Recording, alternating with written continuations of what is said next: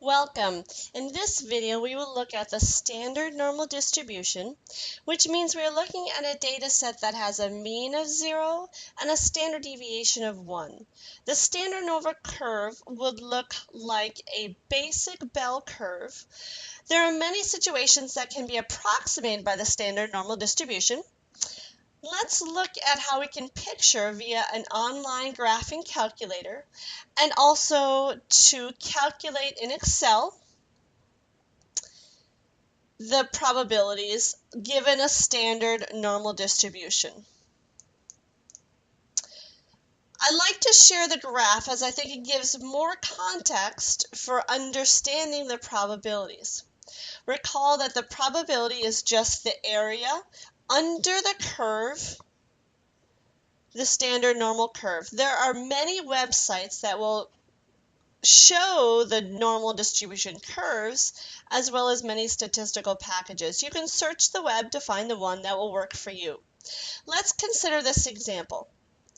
Given that a standard normal distribution has a mean of 0 and a standard deviation of 1, what is the probability that z is less than negative 1.2, greater than 8.4, between negative 1.2 and 1.84, or less than negative 1.2 or greater than 1.84?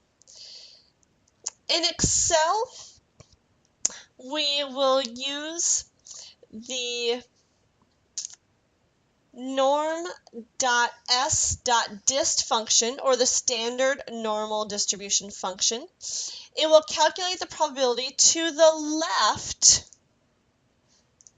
of some z value.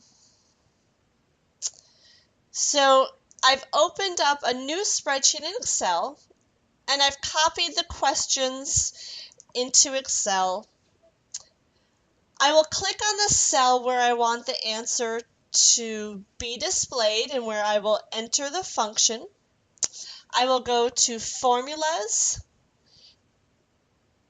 Insert Function. I can do a search for anything that has to do with normal. It will then list the available functions. I will select norm.s.dist.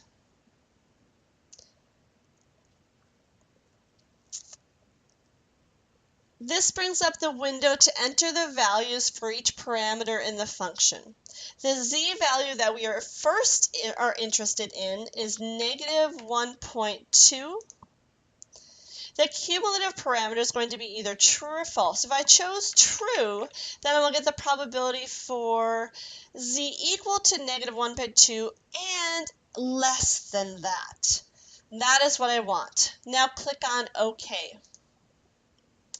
The probability is approximately 0.1151, or about 11.5%. Let's also compare this to the online graph to see what the value looks like as an area under the curve. So below negative 1.2, you can see how the shaded area is a small amount which coincides with a probability of about 12%.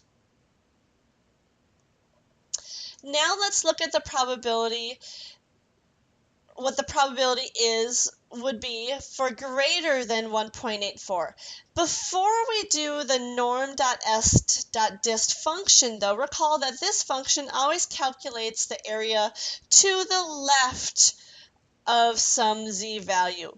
If we're looking for the area greater than or equal to some value or to the right of some value, then we need to subtract it from 1 or 100%. So we can type equals 1 minus and then insert our function as we did in the previous example. So insert function, find the norm.s.dist function, click on OK, enter the z value of 1.84, cumulative true, and click on OK.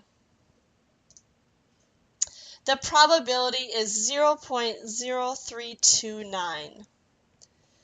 The area under the curve could be drawn.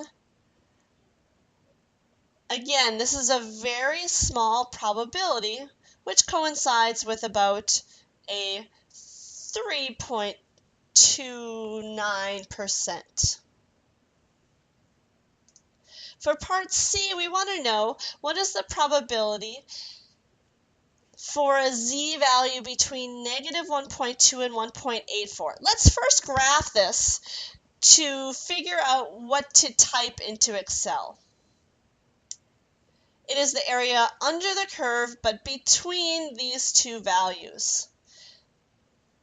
So we can first find the area to the left of 1.84 and subtract out the area to the left of negative 1.2. The difference then will give us the area in between negative 1.2 and 1.84. So in Excel, we will use the norm.s.dist function with positive 1.84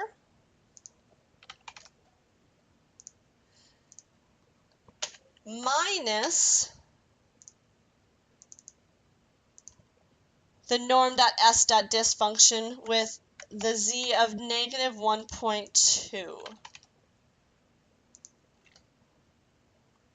The probability is 0.852.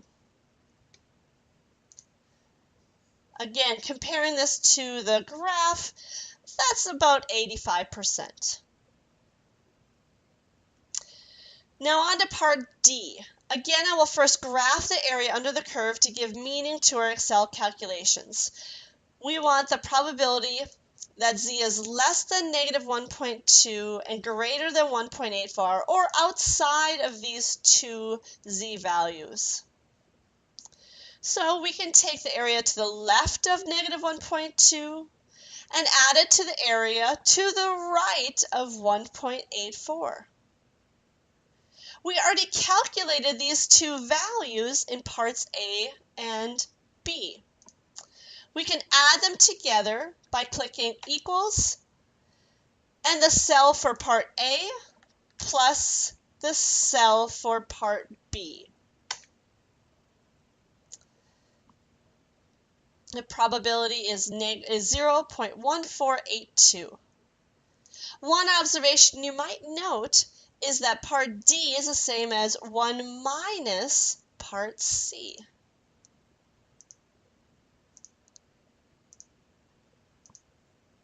If you have any questions using the norm.s.dist function in Excel, please ask your instructor.